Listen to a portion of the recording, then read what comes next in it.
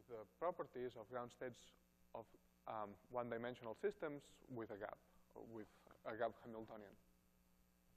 On the other hand, we saw the meta, and we argued again that this time the connectivity of the tensors, these tensors are connected in 2 dimensions with the additional dimension corresponding to scale. And just because of this way, just because of the way we connected the tensors, we argued that the 2-point correlators are going to asymptotically decay as a power law, and that the entanglement entropy is upper bounded by the log, a logarithmic growth with the size of the region. And that is, again, a match with the properties of ground states of gapless Hamiltonians.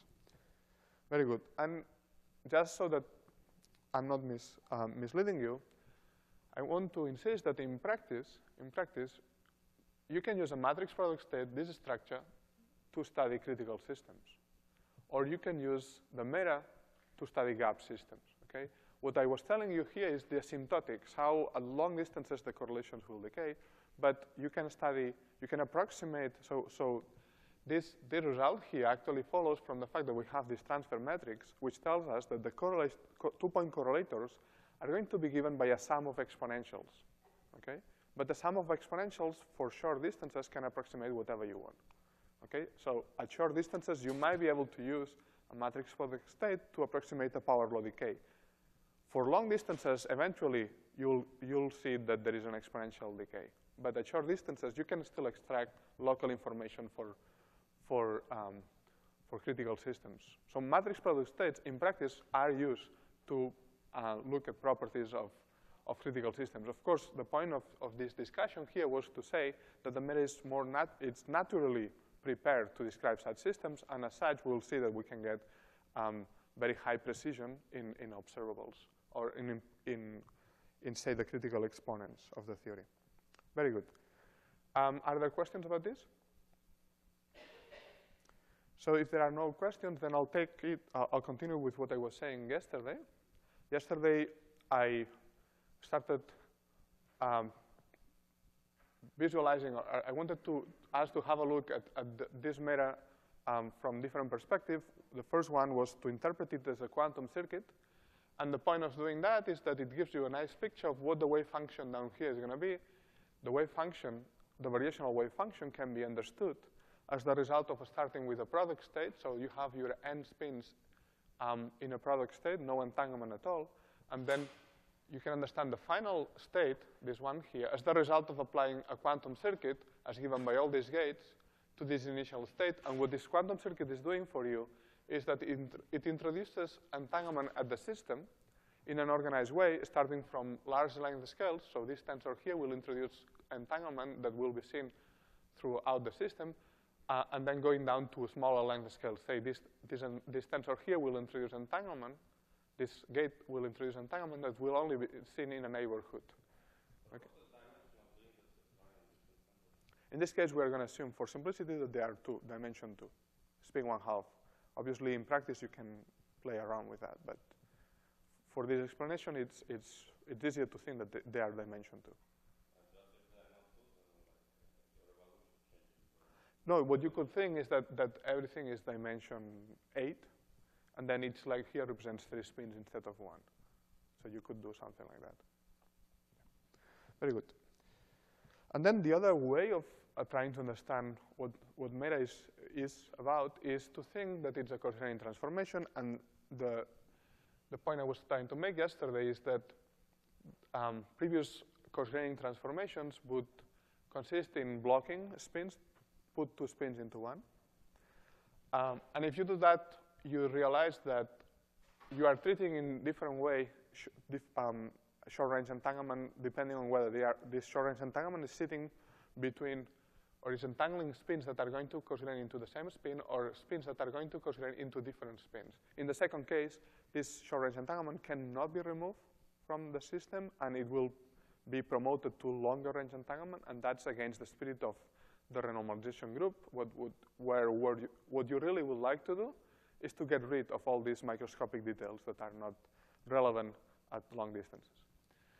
And then this is precisely the point of putting these disentanglers here, which will allow us to remove such short-range entanglement. And then we also saw that you can think, relatedly, you can think of the meta not as giving you a ground state or a wave function, but actually a sequence of wave functions. It's defining this tensor network gives you a wave function for at the level of the original lattice, but also for each coarse-grained lattice, and that you obtain by coarse-graining the original one by applying this coarse-graining transformation. So you get the idea. You end up with a sequence of wave functions, and those you can use to define a renormalization group flow in the space of wave functions.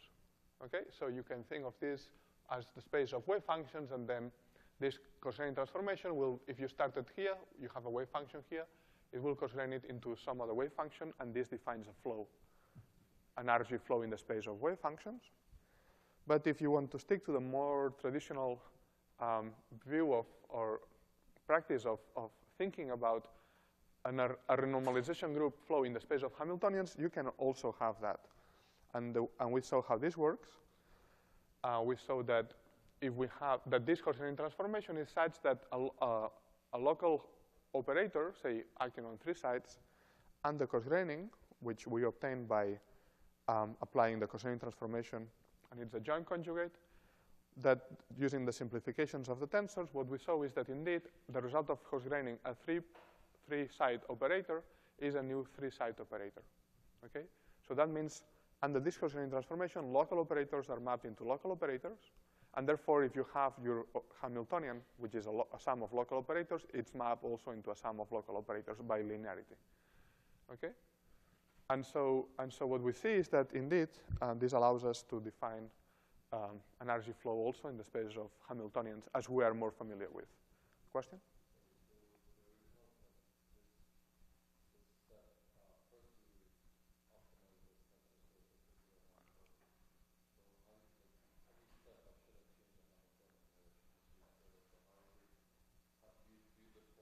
Oh.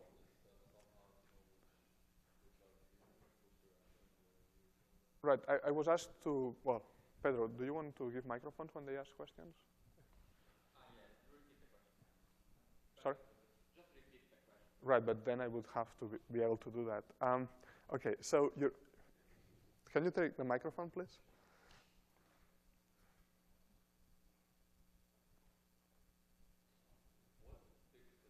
In which your RG is flowing. So you optimize those tensors for a particular Hamiltonian, and then every RG step shouldn't take me from one Hamiltonian to the other. So it shouldn't really flow. So I assume you have to deform the RG step.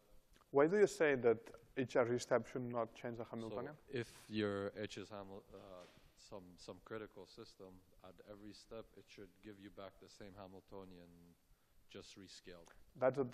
But that's exactly what's going to happen if you are at the critical point, right? So, or the fixed point. So does the Hamiltonian not stay at the same point? No. Okay, I see.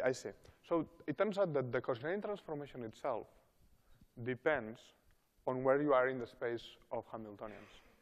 So if you give me a fixed point Hamiltonian, the coarse-graining is going to map it into itself. If you give me another Hamiltonian, I'll have to change the coarse-graining. I'll have to re-optimize all the tensors. And then I'll get, so it's a highly nonlinear problem, right? Because the coarse-graining transformation that I'm going to use to coarse-grain a Hamiltonian depends on the Hamiltonian itself. But I think I want to keep the discussion at a higher level, just say, look, this coarse-graining transformation, structurally, we are not asking what's inside the tensors, just by the way the tensor network has been formed. You have a coarse-graining transformation, which you may like or may not, but it's mapping local operators into local operators, right? What will decide whether this is a proper RG flow is whether you have optimized the tensors properly, right? But regardless of that, what the point I'm trying to make is that you have that this coarse-graining transformation maps local operators into local operators, and that's prior even to optimization.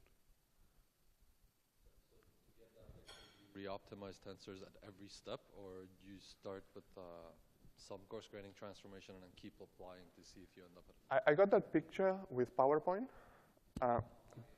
but yes, that would happen. I mean, we would have a discrete flow, not a continuous one, because we have discrete changes of scale. Okay, and so you would see that there are dots instead of straight lines here. And yes, you would have to optimize for a given Hamiltonian. You would have to find the meta that represents its ground state. Then you would constrain the Hamiltonian by this layer, and so on. Okay? Good. So this was all theoretical, and it's a good time to tell you or to give you an idea of what type of accuracies or what happens when you apply this scheme in practice. And to do that, let me summarize by saying, in this case, what we will have is, I want to relate meta to CFTs. I want to see to what extent the meta gives you a good approximation to, say, the ground state of a CFT. And so the algorithm is going to take as an input just a one-dimensional quantum Hamiltonian. So you have a one-dimensional system. You give me the Hamiltonian on the lattice, okay? And let's assume that it's at the critical point. I'm taking a critical Hamiltonian on the lattice as an input. And the output is after you optimize the meta and you use it to extract information, you can, for instance, extract the conformal data of the underlying CFT, assuming that there was a CFT, of course. So in particular, you can compute the central charge, you can compute the scaling dimension and conformal spins of the scaling operators, at least with the primaries and first descendants. And then you can also compute the operator product expansion coefficients. So those of you who are familiar with CFT, you would quickly identify that that's a complete specification of the CFT. And so to give you an example, let's just take the critical Ising model. And what we find is the ability first to identify these scaling operators, and that has to do with what I said before. Here, what this is defining is an operator acting on the Cosrane lattice in terms of an operator acting on the original lattice. Okay? So this is a linear map. This tensor defines a linear map that implements a change of a scale. You have a local operator, okay, at some length of scale, and this linear map gives you an operator on a larger length of scale. And so it turns out that then what you can do is you can take this linear map, which implements the change of scale, and you can diagonalize it. Okay? If you diagonalize it, the eigenvectors of this linear map will correspond to the scaling operators of the theory, and the eigenvalues will give you the scaling dimensions. And so that's how we get all this information. And for instance, for the Ising model, we get, say, the identity scaling operator is there by construction. This follows from the, well, it's always given exactly by the method, but then we get descendants of it. We get also the scaling dimensions 1/8 of the spin operator and the energy density. So these are the three primaries, local primaries of the Ising model. And then also a few of the descendants. And if you worry about accuracy, we get that this should be 1/8, and so 1, 2, 5, and we get a few digits correctly. This should be a 1, so you see that we also get 4 or 5 digits correctly, and so on. And we also can get the scaling operators, which are non-local, but corresponding to the fermions or disorder in the system. And again, the same type of accuracies in the scaling dimensions. That's an example. But then once we have identified on the lattice these scaling operators, which are the eigenvectors of this linear map, we can ask what happens when they fuse. Okay, so we can look at these two scaling operators, and we can see how they fuse into another scaling operator under Cosgraining.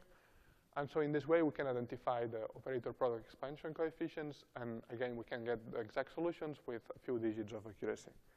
Okay, so this is to illustrate that this tensor network indeed gives you a very accurate approximation to the ground state of a CFT.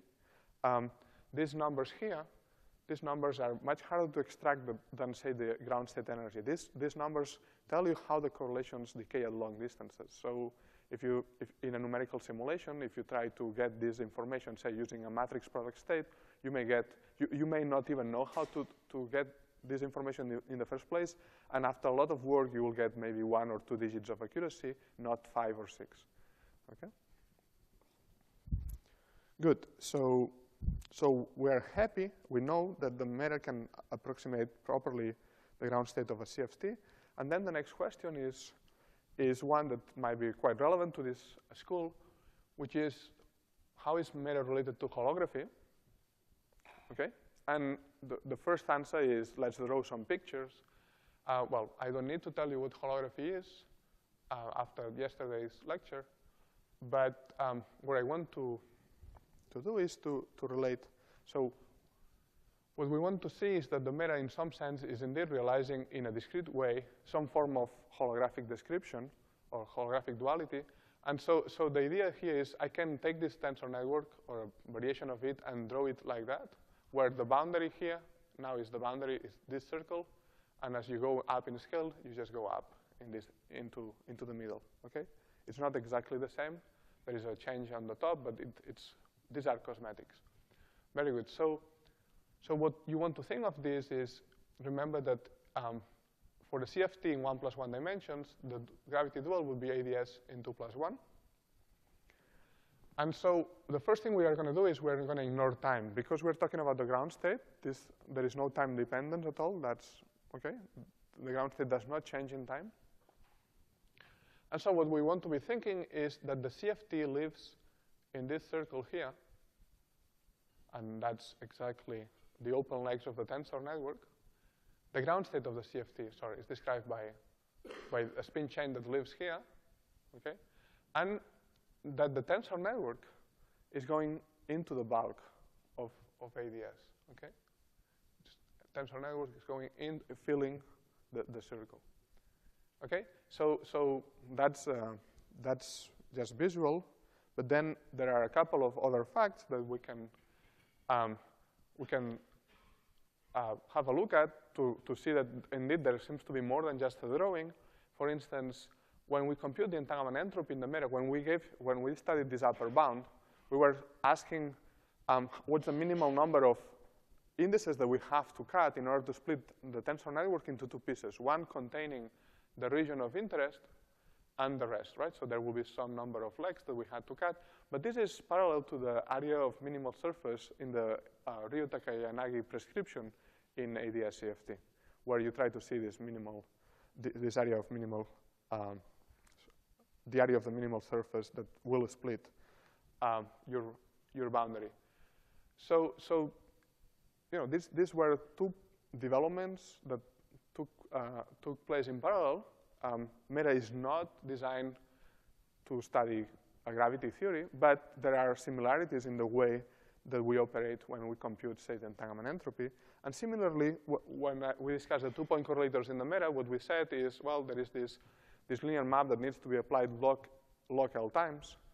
Well, actually, this, again, it has to do with the fact that somehow we can interpret all this calculation as having a distance, as the 2-point correlator between these 2 points being exponential in the distance, but not in the distance, in the physical distance on the spin chain, but in a distance in an emergent, in a hyperbolic geometry that is described by the tensor network. So the distance from here to here, okay, is log L, and the power law follows from having exponential of log L. Okay, so again, we can interpret our calculation of 2-point correlations as being given by some geodesic distance in this hyperbolic geometry. Good. So then the story is that meta was studied in the context of condensed matter and had a few years of peaceful existence until Brian Swingle in 2009 decided to point out that actually there was all these similarities between meta and ADS-CFT. And since then, there have been a number of developments that I'm not going to review carefully here, but just let me mention that this discrete version, this meta for lattice systems have been generalized from the discrete to the continuum. And so we have this continuous meta, which might be closer to realizing holography in the sense that you don't need to add this discretization. And then since then, people like Ryo and Takayanagi themselves have been using this continuous meta. There have been also work by Juan on using the meta to study time evolution and black holes, the interior of black holes, and there have been a number of other contributions, which I'm just, you have it, you'll have a copy of this, so if you are interested, you can have a look at this work. And maybe one that I want to highlight is this more recent work by Bartek Sheh and collaborators, where they are pointing out that maybe we should not be thinking of meta as realizing hyperbolic space, as a discretization of hyperbolic space, but as something else. And so let me mention this in more detail. I think it's perhaps one of the simplest, or it's something that can be communicated easily, and it makes sense in this school. So remember, the meta is a tensor network, the way we connect the tensors, plus a constraint on the tensors. These tensors, when you take U and UDAGA, they become the identity, right? So we should not forget that this is part of the definition of the variational class, these isometric constraints. And so what we can do is we can draw the tensor network and say, hey, this looks like hyperbolic plane in the sense that 2 points down here are connected through a path that, if this is distance L, actually it's log L only. So that looks like the hyperbolic plane, and that's what Brian Swingle pointed out. But then that would be just looking at the first part, looking at this as a tensor network where we connect tensors in a given way. But if we go back to remember that there are isometric or unitary constraints on these tensors, and that's what I mean by this, U DAGA identity, W DAGA is equal to the identity, then it turns out that this naturally endows this tensor network with additional structure. It's as if you have you have a causal structure, which turns this into the Sitter space. Okay, so you could think of the meta as also lattice version of the Sitter space, and so this causal structure, which is essential, was introduced just to be able to compute efficiently with this tensor network, okay, can now be interpreted from this perspective, at least in the holographic setting. And all that is saying is that there are these causal cones in the network that say that if you have a region down here, say these spins, if you want to study the reduced density metrics on these spins, you don't need to know the content of these tensors. You only need to know the content of some tensors that are inside some causal cone. Okay? So there is some Lorentzian causal structure there. Very good. So then what is meta? Is meta equal to holography or ADS-CFT? Clearly, it was not proposed in this sense. And so what we can say for sure is that meta is a realization of these RG ideas, Wilson renormalization group ideas in real space. And so what we see, though, is that this naturally leads to a tensor network for ground states and Hilbert space. Ground states, or also you can generalize it to represent the Hilbert space of a CFT, which is organized in an extra dimension corresponding to scale. Okay? So that's what we have. Nothing more, nothing less. And in particular, meta represents a generic CFT. It's not asking for large N, it's not assuming, or large central charge, it's not assuming strong interactions, it's not assuming anything. We have been using it for the Ising model, which is central charge equal to 1/2, and it's a free theory. Okay?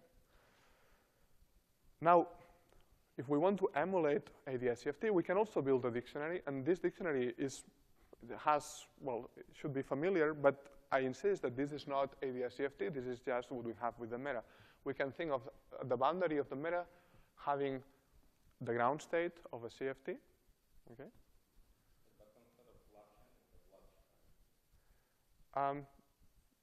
Do you? If you want to get a good approximation, yes, but that's an approximation scheme, right?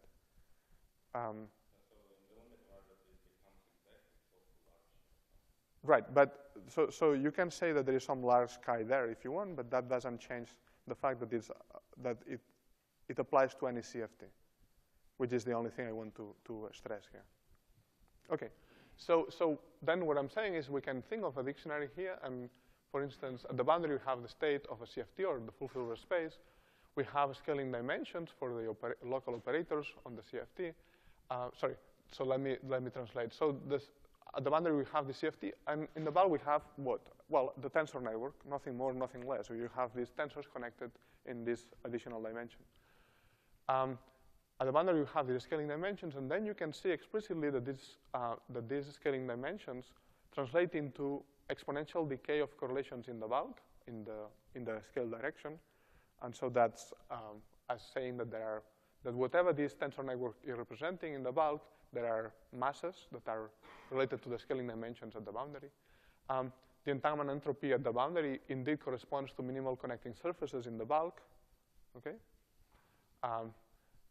And then we've also seen that the global onsite, if you have, say, in the Ising model, a Z2 symmetry, you remember that the Ising model has this spin flip symmetry. Okay? So if you try to represent the Ising model, that translates into these tensors having a Z2 local or gauge symmetry. Okay? So a global symmetry at the boundary turns into a gauge symmetry in the bulk.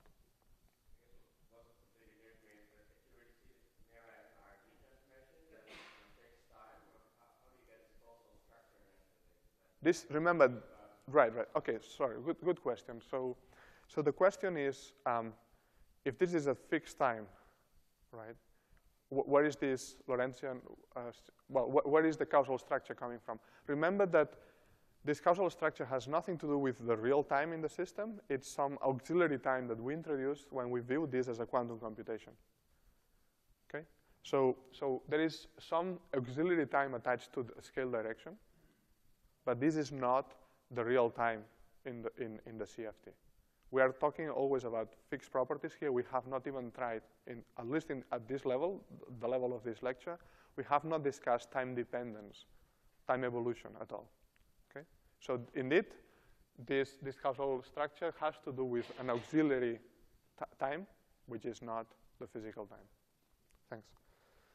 Okay, so you see, these are elements that you also see, or this dictionary is similar to what you see in ADS CFT. Typical comment on the meta is that, it only operates at the scale of ADS radius, so you cannot see locality beyond that.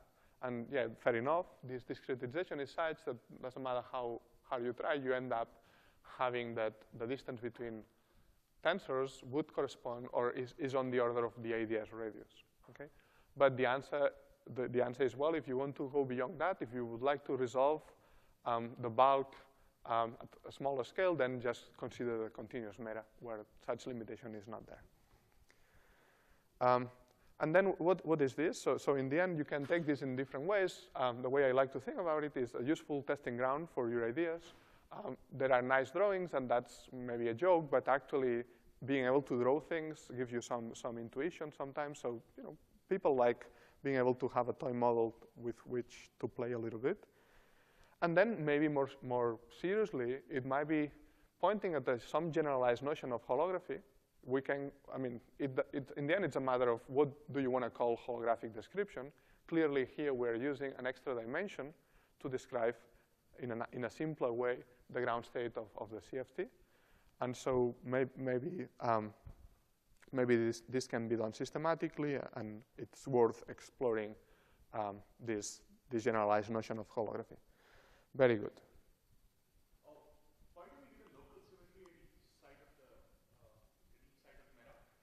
So so the precise statement is that if you want to enforce a global symmetry at the boundary, and you want to do that exactly, you have to resort to enforcing it on each tensor individually. And otherwise it would be a global constraint on the tensor network, but locally when you look at a tensor, you don't know how to impose a global constraint on just the piece. The only way we know how to impose this global constraint, the only way we know how to exactly enforce that the wave function that we are describing is invariant under Z2, under spin flip, is if we demand each tensor to have proper behavior under a spin flip transformations. And that is computationally, that's by need. This is the way we know how to do this. And then when you want to interpret what you've created, is actually you notice that your meta has this, in the bulk, has the Z2 symmetry implemented locally. But say if you start from some system with Z2 symmetry, but you don't suppose it in your calculation, you do optimization, do you find that your tensors are local symmetric? If you optimize properly, the most accurate way of doing this seems to be enforcing this symmetry. I mean, this symmetry will appear as a local symmetry in the bulk. It will emerge, but you have to know that, you have to look for it, right? I mean, a symmetry is there if you know how the symmetry acts on the Born indices. So you optimize without the symmetry, but then you check each tensor in the Right, so maybe it's a bit more complicated than that, because the symmetry the action of the symmetry has only been defined on the physical indices, and you will have to tell me how the action acts on the Born indices after the optimization. We can discuss this later. It's a technicality. Question? So how do you extend the discussion to the whole Hilbert space? Okay, so maybe I was just pointing out that this is possible, but this has been done. Work in this direction has been pioneered by Xiaoliang Qi, who said, okay, let's not just restrict to these isometries that we have, two legs into one. We could open them again. Okay, so this was when I described the meta as a quantum circuit. It was directly a map from the boundary to a product state. Okay, so the meta was already able to do that. It's just that in condensed matter, that has not been explored at all. And Xiaoliang Qi, in the context of holography, has started to explore this possibility. So basically, transform every isometry, every tensor with 2 to 1 legs, into a unitary 2 to 2, and leave that leg open wherever it sits. So that's represented here, where each tensor now has an open leg as well. And so this gives you the degrees of freedom in the bulk. Okay. Very good. So lecture 3, it's okay that we don't have a lot of time left, because this was additional material in case we had time for it. So what I want to discuss now is something else. So far I've been looking at tensor networks as defining a variational ansatz. Okay? So you have this huge Hilbert space, you don't know how to deal with it, you restrict your attention to some submanifold that you parameterize as a tensor network. Now I want to do something completely different. Okay? Now I don't want to use tensor networks to represent a variational wave function.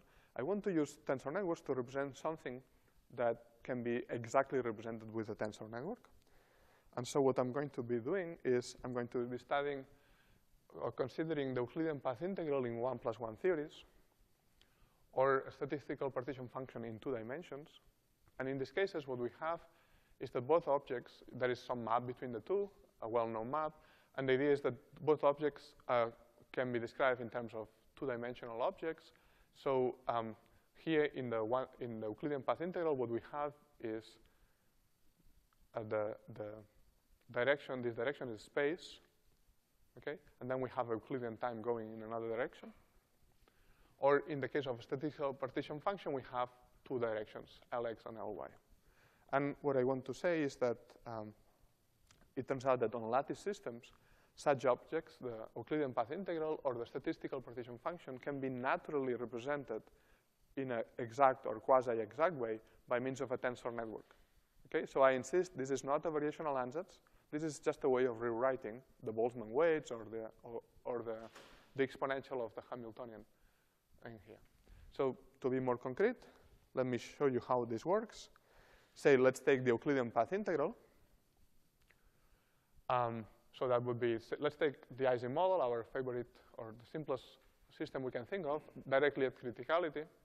And so remember, this is a 1-dimensional Hamiltonian. You should imagine we have spins in one dimension. And it turns out that this is how we're going to produce this tensor network. We can always take this Hamiltonian, the exponential for a small time can be broken into, this is called the Trotter-Suzuki decomposition. You can break the exponential of minus a small time times a Hamiltonian as a product of two exponentials where one implements this transformation on even links and the other one on odd links, okay? So this is a well-known transformation that is applied all the time. So if you're not familiar with this, just take my word for it. But the idea is that we can take this exponential and break it as the multiplication of double rows of tensors. And so before you notice, you have this quantum circuit, but this is not a quantum circuit in the usual sense because these gates are in Euclidean time, okay? But this is a standard thing that is done. This is a representation of the exponential of minus beta h, okay, for a nearest neighbor Hamiltonian. And so this thing here is a quasi-exact representation of our evolution. And if we trace, you have a number of rows that is proportional to beta.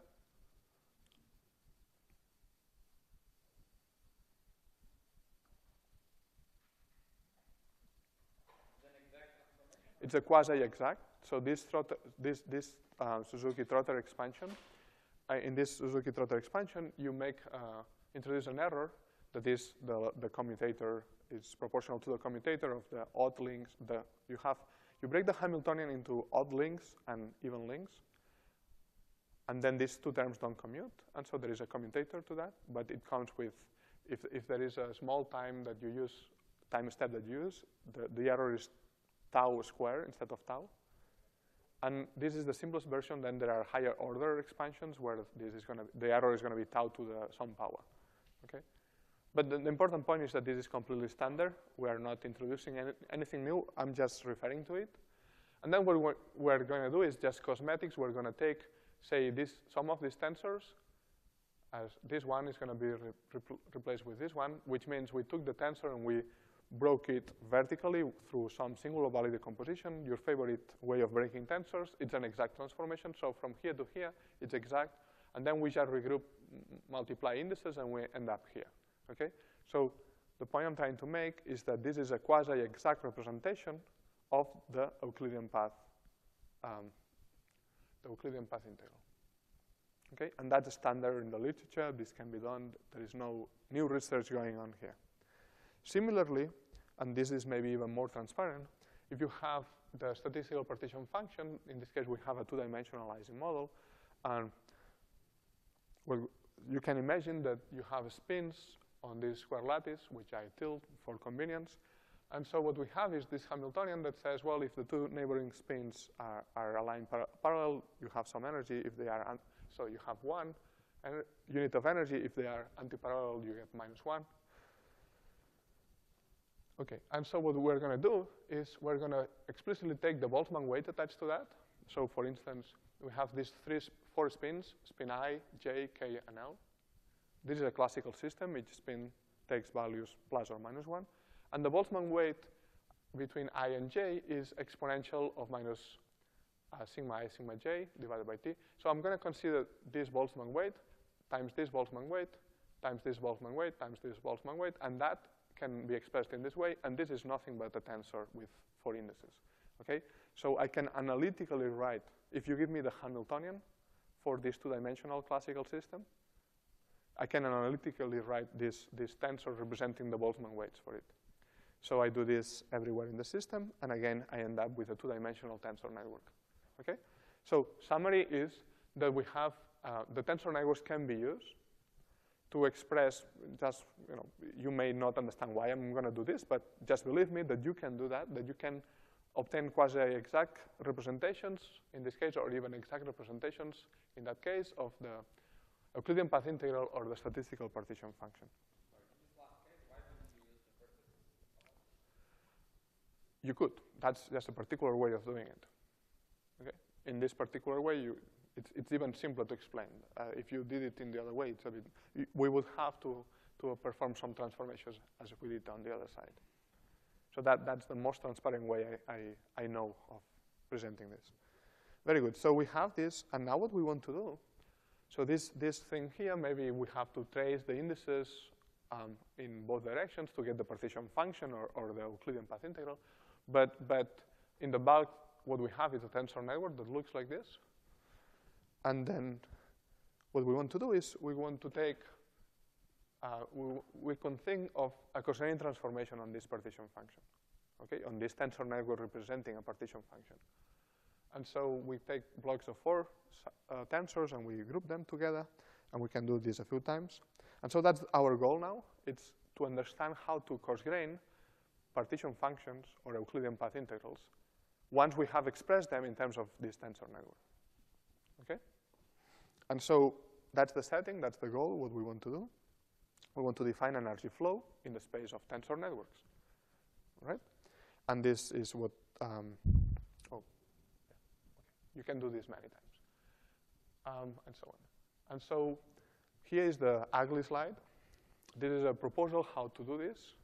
And maybe the message that you want to take from this slide is that it's complicated, it has many steps, but let's not panic. I mean, this is a complete sequence. There is a justification for these steps. I'm not able to explain them to you. I just want you to see what happens if you, so what you want to see here is that you start with 4 tensors, and you introduce some auxiliary tensors that actually these are disentanglers and they are isometries. So you are a bit familiar already with some of these guys, but there is a procedure to make replacements. So 4 tensors are replaced with this structure, and then this structure is broken in some way, and there are some more replacements. And eventually, you go from 4 tensors, A, into a single tensor A prime, which is what we were after, okay? So that's a particular way of doing this coarse-graining. And now what we want to do is to see what happens when we apply this to our lattice. And again, it looks like a mess. Sorry, I just want to put in the motivation for this. Can I think that what we are doing is trying to avoid this low time moments when it comes to short range? There are 2 ways. Pointed out that we should not coarse-grain naively because That's true. So actually, maybe that's, yes. So since I don't have time to review the literature, I don't have time to present what traditionally have been done, but what had been done traditionally is equivalent to this, except that you would set these disentanglers to be trivial to identity, okay? So what's new in this scheme compared to previous schemes is the use of these disentanglers here. And the point of introducing them is precisely the same as before. We want to remove short-range entanglement at each coarse-graining step, okay? But I think that at the level I want to keep this discussion, it's much simpler than that. Just, people do stuff, and the outcome is that we coarse-grain our tensor network into, as we wanted. So we go from tensor A to tensor A prime. And now I want to show you what happens when you iterate this procedure for, say, the Ising model, the 2-dimensional Ising model. And so we're going to apply this procedure a number of times. And we'll start with some tensor A, and then we'll obtain a cosine tensor A prime, and A second, and so on. And then this will flow to some fixed point. So now, instead of talking about RG flow in the space of Hamiltonians or wave functions, I want to talk about an RG flow in the space of tensors, okay? So just to show you what type of things you find if you do this, what you see is, for instance, that if you start a bit below the critical temperature, now here I'm going to plot a tensor. Now, what does it mean to plot a tensor? Well, just remember, we have 4 legs in these tensors, but we can join 2 and 2, and that turns into a matrix, right? So after reshaping our tensor into a matrix, I can plot the elements, and so this would be, I think, a 16 times 16 matrix, maybe not. And white means large numbers, so I'm plotting the coefficients in this matrix, the entries of the matrix, and black means close to 0, and white means large, okay? And you have all these colors in between. So what you see here is that as we coarse-grain the system, we have a look at the tensors that we obtain during the flow, and we see some tensor that is changing to some other tensor. And after a while, what we see is that we end up with a very, very simple tensor, okay? Which has all components 0 and only 2 components that are non-zero. Okay, and at this point, let me leave it at that. but we have seen that indeed we flow to a tensor. And actually, if I started with 0.8 times the critical temperature, if I change the temperature, as long as I'm below the critical temperature, I'll flow always to the same tensor. Maybe it will take more steps, less steps, but it's always to the same tensor. So as we would expect in a proper RG flow. Okay, at criticality, what we see instead is that this tensor, that if you look at the critical tensor, initially it's very similar to the non-critical one because we were very close to the temperature, to the critical temperature. So locally the system doesn't know whether it's a criticality or not. But as you coarse grain it, it stays the same.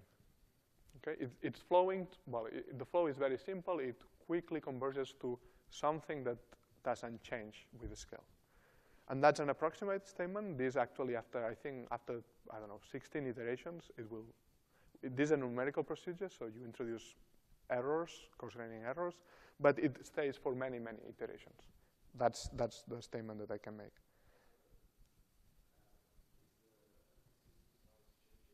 It's always infinite. So we have translation invariance, so a single tensor, you copy it infinitely many times, and that represents already the partition function or the Euclidean path integral, in this case partition function, on an infinite system, a two-dimensional system at infinite. Now, you need to coarse grain blocks of 4 tensors, and you have to do it infinitely many times, but you are always doing the same. A single tensor, see, yes, that's what I started saying, that this is, you take a single tensor, and you turn it into a matrix, and now we plot the coefficients of this matrix. Okay? And we're studying, this is a local description of your system, and what we see is that even though initially the two systems at, say, temperature, critical temperature, or slightly below, they look very similar, after some coarse graining steps, one converges into a fixed point and the other stays complicated also, so we have this non-trivial fixed point. Good, and so we also, yes? We started with the blue, the A's that we knew, and then we started using this green rectangle. Otherwise, right.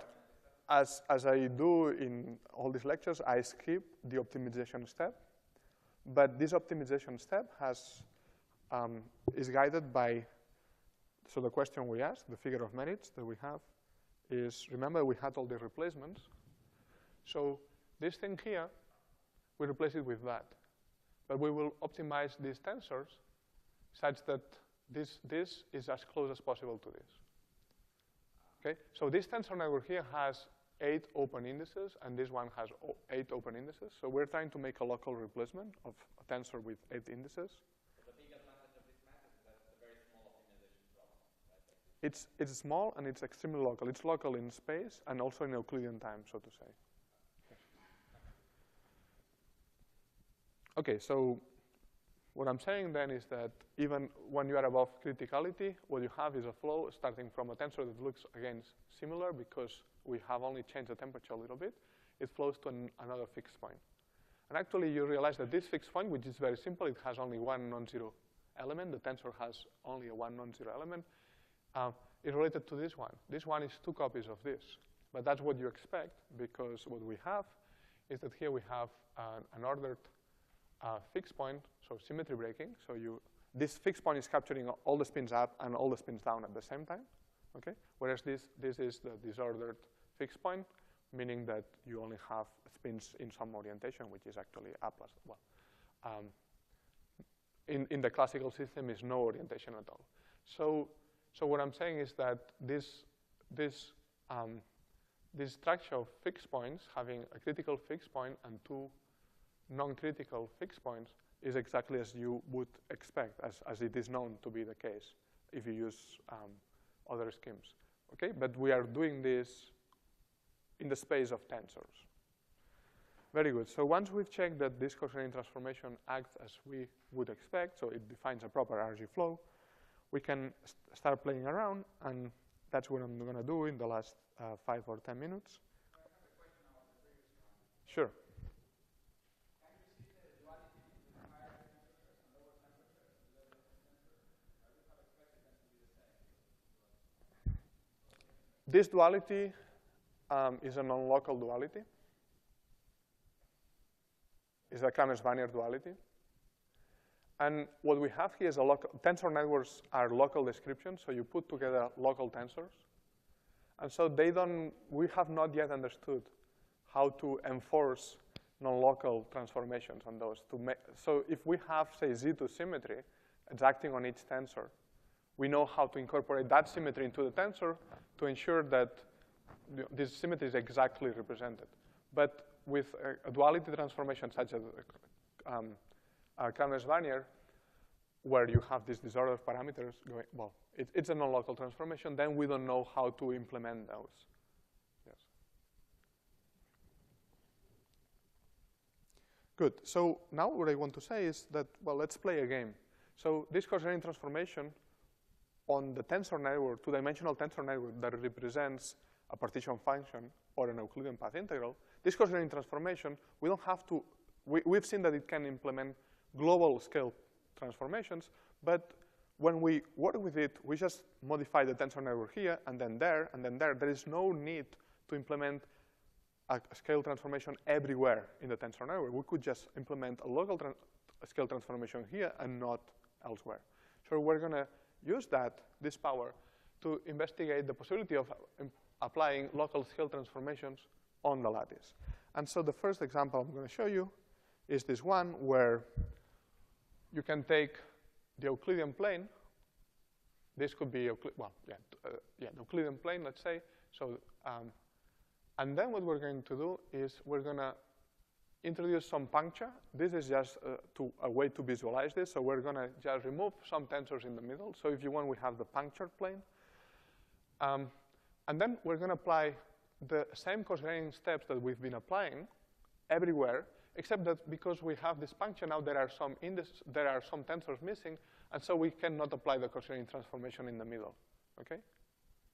And if you do that, what you notice is that you can follow all the steps as usual, and tensors A will be mapped into tensors A prime, except everywhere, except near the origin, where you have this puncture, where you just have some leftovers that you can conveniently group in terms of some tensors, and so it looks like that.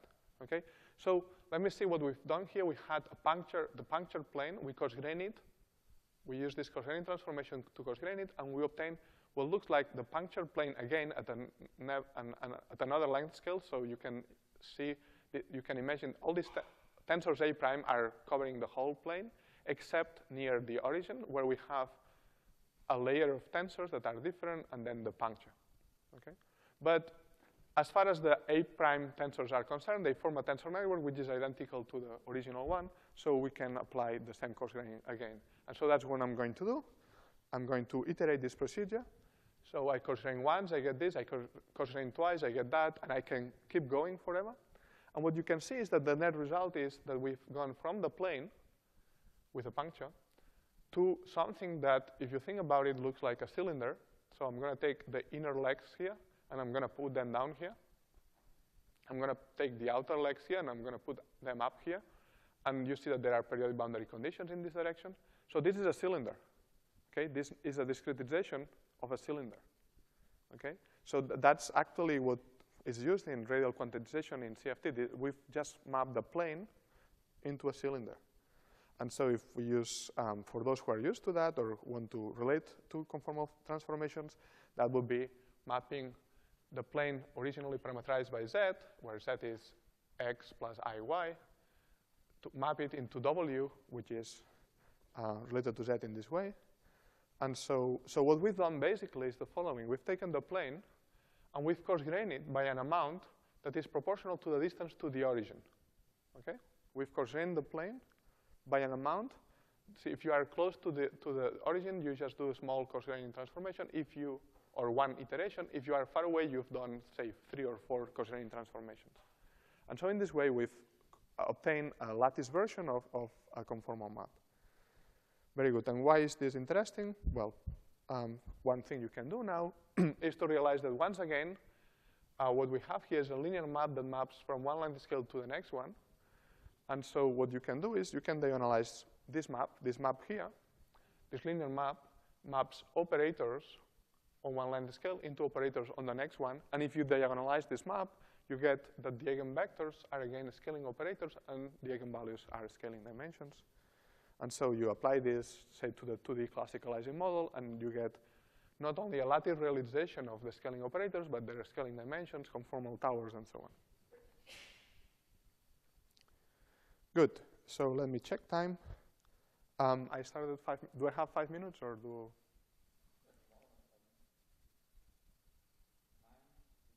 Oh, perfect. Excellent. Good. So then we have. What have we done so far? I have pointed out that you can rewrite the Euclidean path integral or the partition function in terms of a tensor network, and we have introduced a Corserian transformation that allows us to manipulate this Euclidean path integral or a statistical partition function. And now I want to keep playing with these tools. So the next thing I want to do is now I'm going to focus on Euclidean path integral, which I said I can write in this way. And now what I want to do is this clearly is the trace of an Euclidean time evolution. So I want to consider the Euclidean time evolution on different geometries. I don't have to start with the plane. I can start with something else. So for instance, if I start with a geometry which is just the upper half plane, this is a representation of the ground state of your system. Okay? This is just saying I'm going to evolve in Euclidean time for infinite time. That projects into the ground state. So from the start, if we put the tensor network in the upper half plane, we'll have a representation of the ground state. And then we'll apply Corserian transformations. Or I could also consider my Euclidean path, the Euclidean time evolution on a strip of finite width beta. Well, this is going to give you a thermal state. Okay? That's a thermal state for your quantum system. Is that, I mean, that is standard. I'm not using tensor networks here. I'm just telling you what happens if you consider the exponential of minus beta h. That's the thermal state. No. A thermal state is an operator between the Hilbert space and on the Hilbert space, right? So we have, this would be the Brand, this would be the Ket. It's a linear map in the Hilbert space. If I identify, I get the thermal, I get the Euclidean path integral again. Now I'm not taking the trace. That's the only thing I'm doing with respect to before, compared to before. Before I was identifying this with that. Now I'm not going to identify it. I'm going to leave it open. Okay? Okay, so I'm just recalling known facts that if you take the Euclidean, Euclidean time evolution for a long time enough, you get a projector onto the ground state. If you stop at finite beta, then you get a thermal state. Similarly, if you take the same object and you put it on a semi-infinite cylinder with finite, which is finite in this direction, say size L, then what we would get is a ground state for a spin chain with periodic boundary conditions. Or if we put finite temperature, finite length in this direction, then we will get a thermal state on this finite geometry as well. Okay, so this is well known. But what I want to do now is, well, I want to represent this Euclidean path integral with this square tensor network, and I want to coarse-grain it and see what happens. Okay, so let me do the first case, the first example first. I want to consider the upper half plane, and here's what I'm going to do. This is the tensor network on the upper half plane. So by an arrow, I mean that this continues all the way to infinite, and also this and this. But in this direction, we have an open boundary. Okay? So we've placed this tensor network, this square tensor network, on the upper half plane. And now what I'm going to do is I'm going to apply this crazy sequence of small steps to it.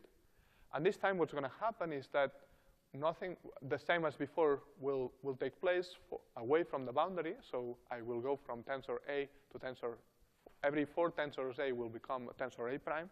But again, at the boundary, I have open indices, so I cannot touch those, right? I cannot coarse-grain tensors there. There are tensors that are missing here. And so what happens if you do that is that there are a number of cancellations, for instance, in here, to go from this step to this step, we have that this is U and this is U dagger, so it disappears. But at the boundary, there is no U dagger. Okay, so I cannot make it disappear. So this was the disentangler. So at the boundary, we have a row of disentanglers that cannot be made to disappear. And later on, this is an isometry that disappears everywhere except at the boundary again.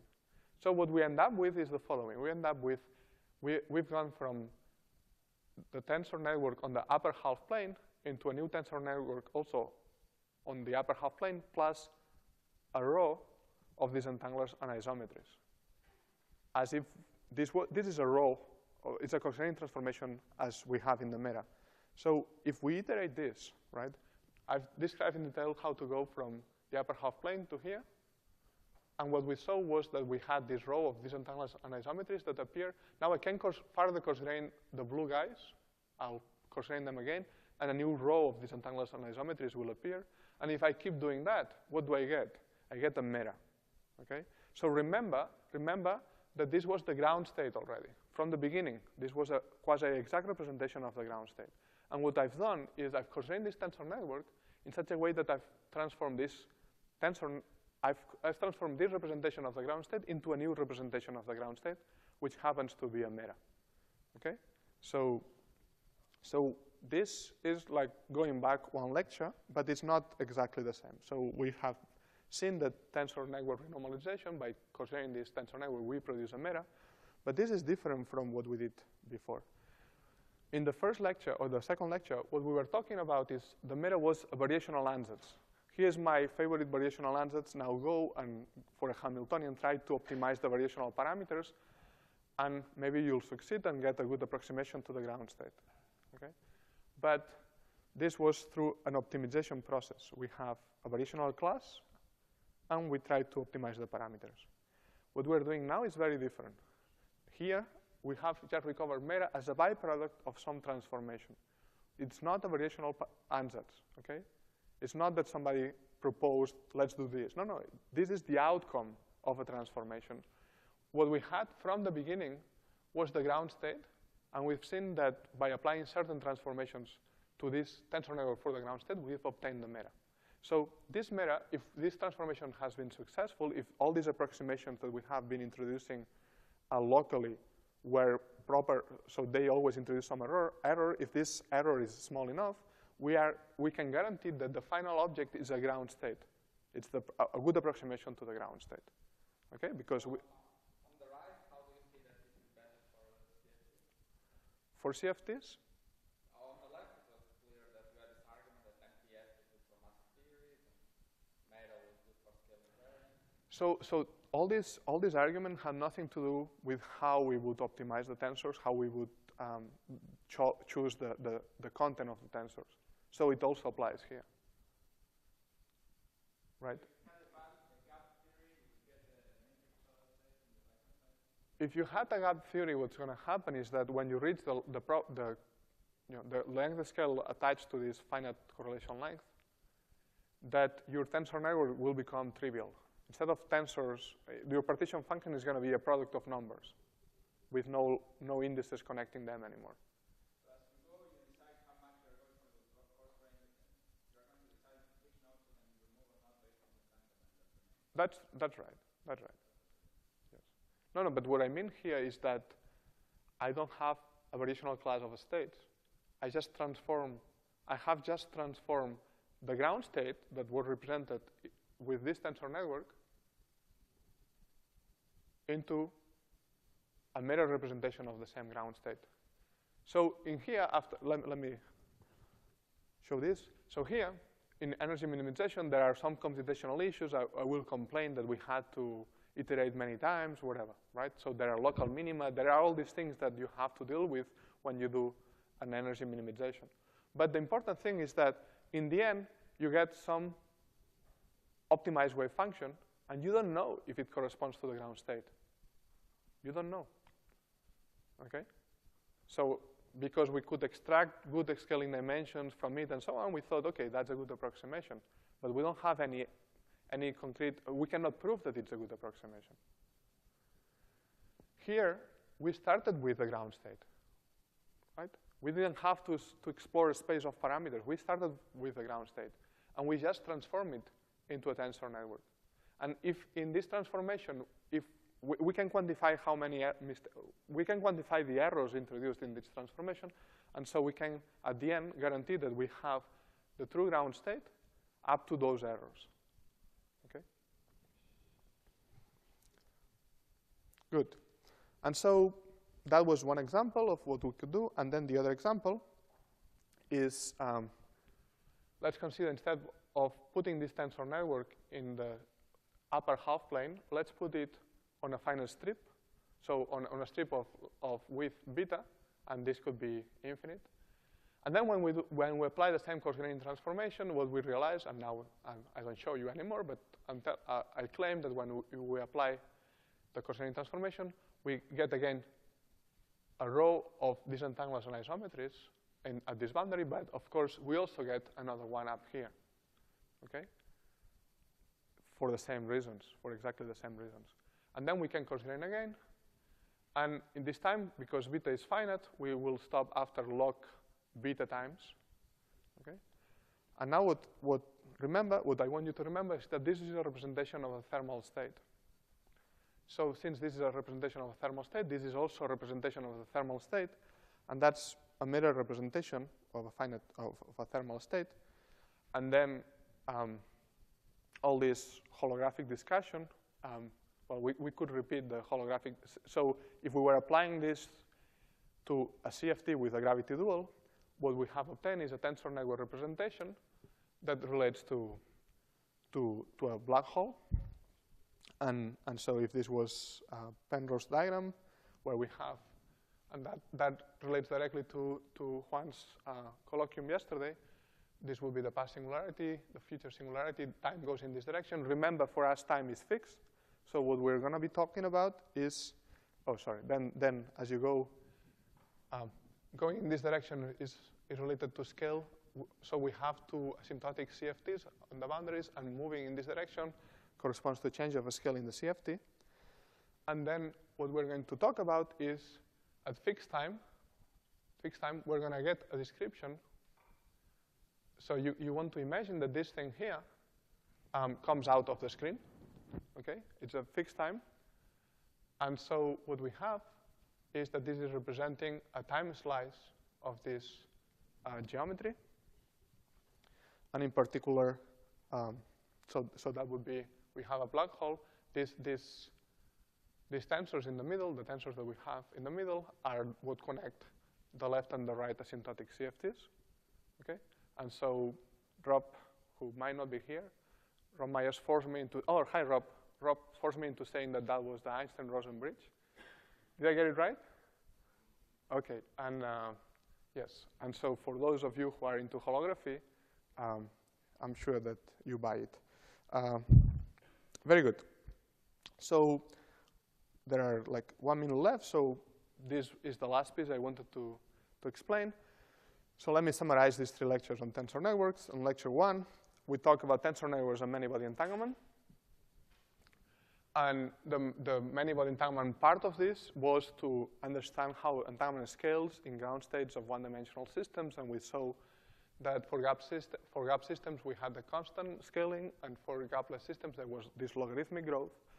And then in that same lecture we talked about matrix product state, which was aiming at matching this constant growth. And then we talked about the MERA, which was aiming at matching this logarithmic growth. We've talked today a bit about MERA in relation to holography, and the last piece that we've seen is this tensor network renormalization, where in particular one thing that I just discussed is that it produces a MERA as a result. Okay? So this is an active area of research. There are many people contributing to it, and as students, you may, if you are interested, there are lots of things to be done in this direction. Thanks.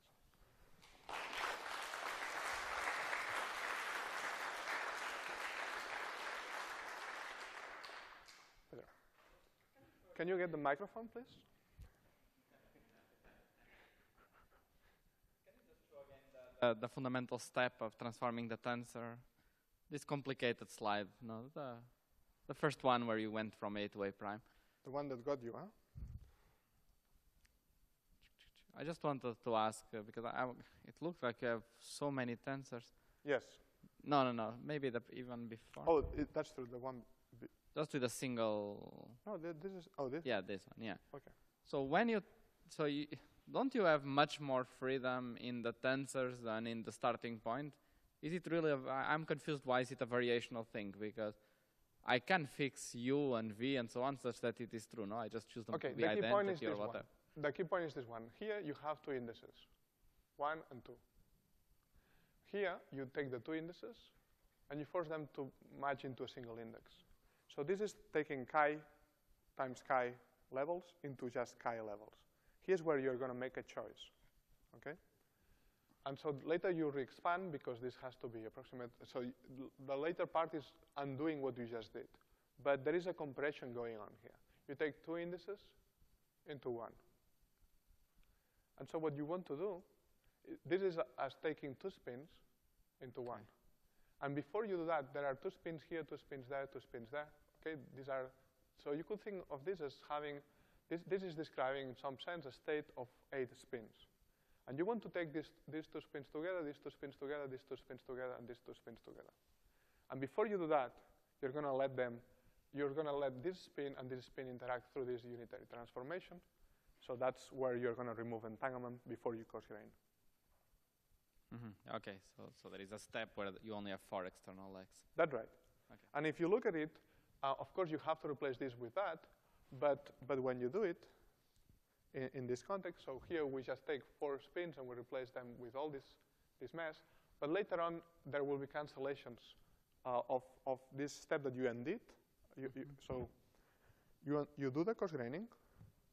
Here we do the cross-graining, then we undo it, but this undoing will cancel with the block on top. And so the net result is that we are cross-graining the tensor network.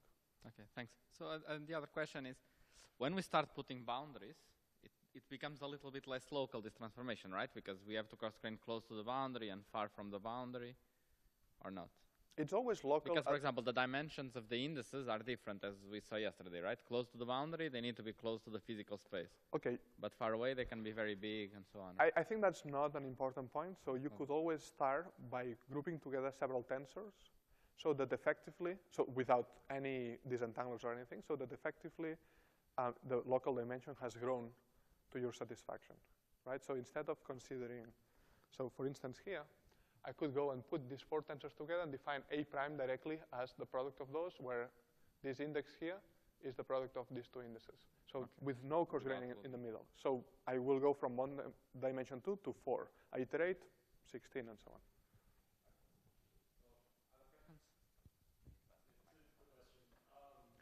Yes. Microphone.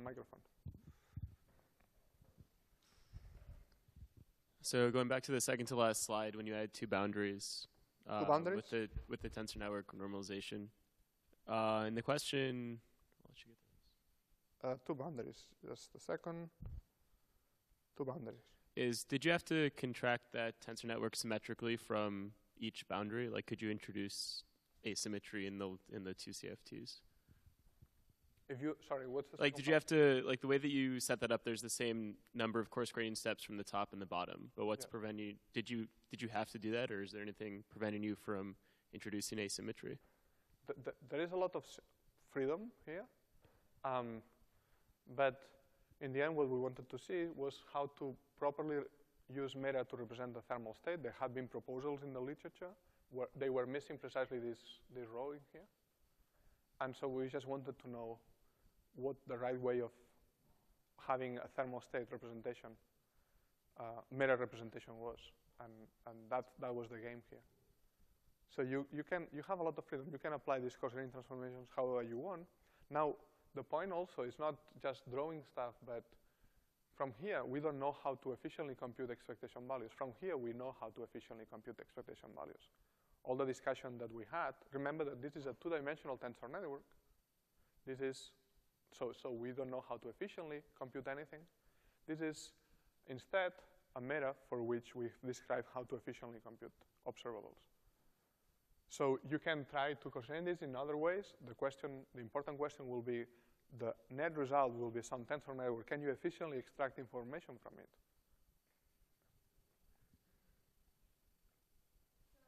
Can you comment a bit about like numerical considerations here? Like, I don't know, how big are your tensors? How efficient is this? So this happens to be more efficient than the variational optimization, the energy optimization, by a lot. And so, for instance, the scaling in bond dimension in some scheme in Mera used to be, through energy minimization, was bond dimension to the 9th power in some particular scheme. The equivalent scheme now is bond dimension to the 6th power, which is a significant improvement. But also, you don't have to, so variationally, when you try to optimize your tensors to minimize the energy, you have to sweep scales lots of times. You have to go through all the system and make sure that all the tensors are as good as they could be, given the last changes you've introduced around them. Here, you just have to sweep over scale once. So you constrain your partition function or Euclidean path integral only once per scale. You just flow in scale once and you are done. Okay? So this means that algorithms are much faster, more robust, and with an outcome that can be certified. So we're very excited about this. And maybe now it's the right time to jump to larger space dimensions. So with this alternative way of finding a mirror, now we feel that it might be the right time to attack two-dimensional systems.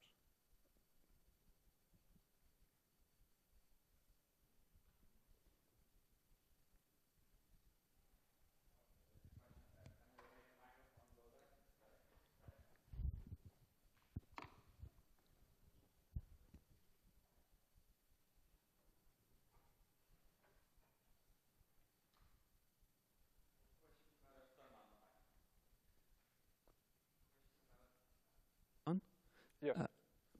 ADS mirror correspondence. Can you interpret an area of a closed surface in the bulk in terms of mirror? Can you say that again? Can you interpret the area of a closed surface in the bulk in terms of mirror quantity? The area of a closed surface in the bulk.